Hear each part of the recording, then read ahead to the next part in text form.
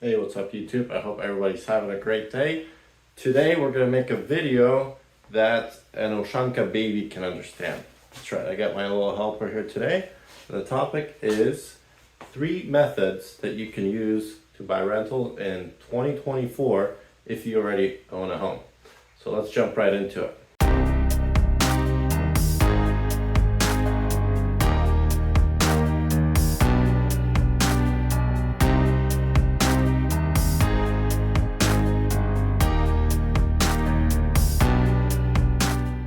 Okay, so I actually had lunch today with a buddy of mine, and we didn't actually get into the discussion how he can start investing into real estate.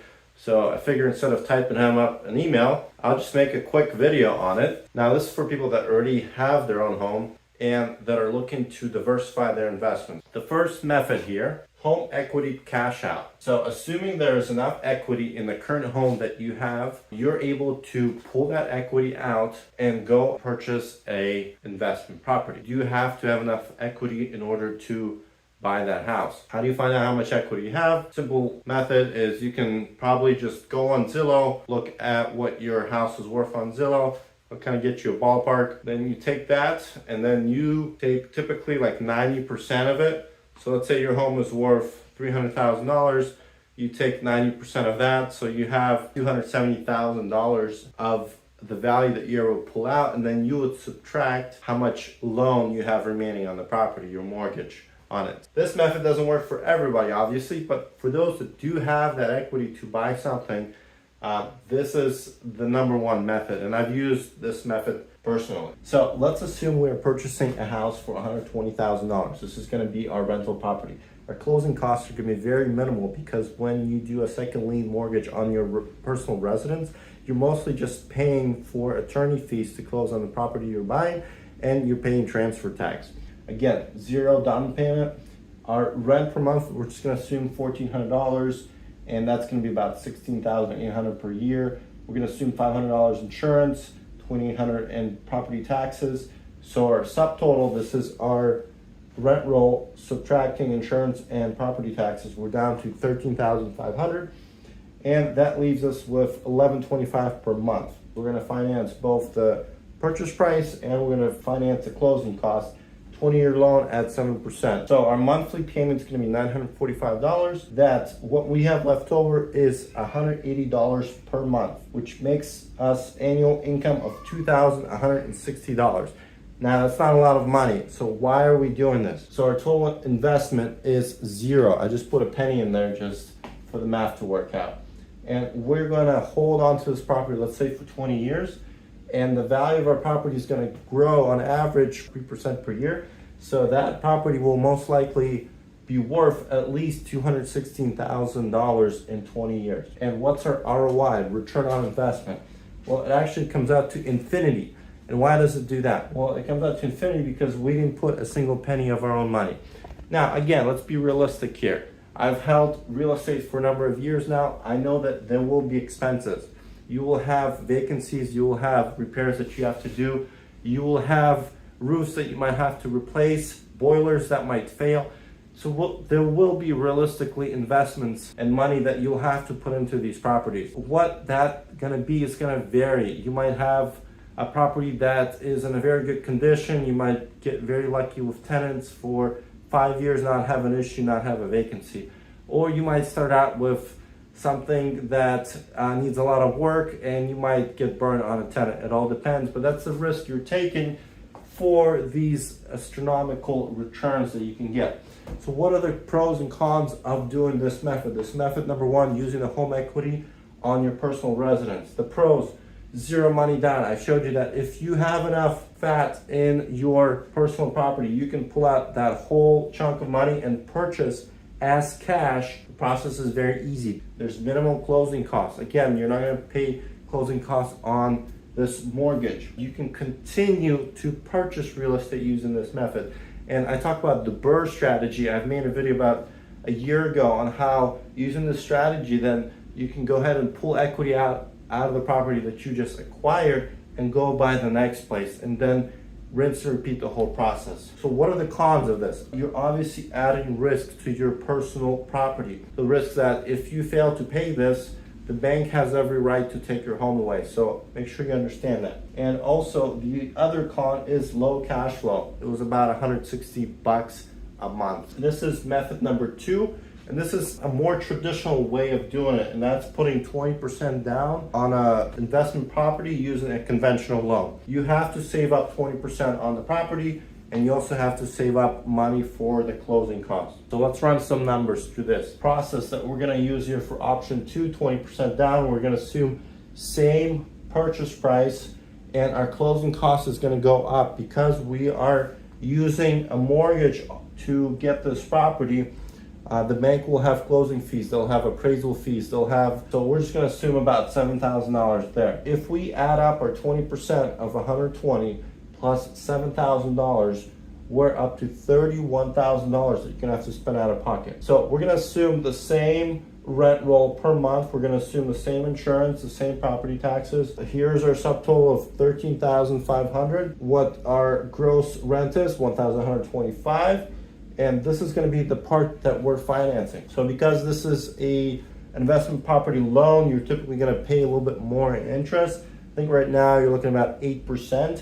I have it as a 20-year just to compare apples to apples. There are places that you can get a 30-year loan, which will improve your cash flow. So just know that out there. So we're only going to finance $101,000 of this because we're doing a 20% down. So our monthly payment on this loan is going to be $844. So if we subtract $1,125 minus $844, we are down to $281, and that is our cash flow. So our annual income is $3,372. So as you can see, because we're putting more money down, obviously, we are doing a little bit better on the cash flow. Again, our total investment in this scenario, it's $31,000. Over the course of 20 years, we're gonna assume the property is gonna grow at 3% up to $216,000. So what is our ROI? Our ROI is 596% or 29% per year. Again, disclaimer, you will have things that break. You will have tenants that will not pay. You will have tenants to leave early. You will have boilers that will break down and roofs that you'll have to replace. So we're not calculating that, but keep that in mind. So pros are, there is no risk on your personal residence. The other pro is, as you can see, we have a higher cash flow. The cons are, you're paying much more in closing costs, and you have to have that hefty amount of money for a down payment to get started with this method. So as you can see, this might not be for everybody. Now, if you wanna approach this method, and it might take a year or two to save up that amount of money to buy a property, that's fair. And this is just another method that you can use. Jumping into the third method here, and this is kind of a combination of both. This is a hybrid, financing down payment and financing the loan. So this is utilizing the available equity in a personal residence for the down payment and financing the remainder amount. Everything's the same purchase price. Closing costs will be higher because we are going to have to use a mortgage. We will have a down payment, but we're going to be using the down payment from the equity out of our personal residence. So we're going to be filing for 2 loans here. Let's say this is a situation where you might not have enough money to cover the full amount of this rental that you're buying, but you might have enough for a 20%. So we're gonna assume that we're financing at 20%. Everything's the same here. And these are the 2 loans that you're gonna have. So loan number 1, this is gonna be at 8%. And that's to finance the lump sum. And this is gonna go against the rental property that you're purchasing. So we're gonna be financing for 20 years at 8%, $101,000. And then we're gonna finance at 7% for 20 years, the down payment and the closing costs. And this is going to go against our personal residence, $31,000. So then we have 2 payments that we're going to have, and that is $844 towards our mortgage and $240,000 towards our home equity loan. Our monthly income is reduced down to only $41 per month. So our annual income is just $500. What are the return on investments here? Now, the ROI is pretty much the same as you would have in the method 1, because we are essentially not using a single penny of our own money. You will have an infinity of return on investment. Pros, again, zero money down, just as with the first method. And the other pro is that it can be done with low equity in the current property. So if you are in that position where you don't have a lot of equity in the house that you have, but you have at least 20% plus the closing costs, this could be your way, foot in the door. Cons, you're adding risk to the personal property. So just like in method one, you're adding risk there. The next con is minimal or no cash flow, $500 a year. So very minimal there. The third con is it's hard to proceed with the next purchase. So using this strategy for you to purchase the next property, you'd have to revert to option 2, or you just have to wait for these properties to pay down in order to pull equity out of them.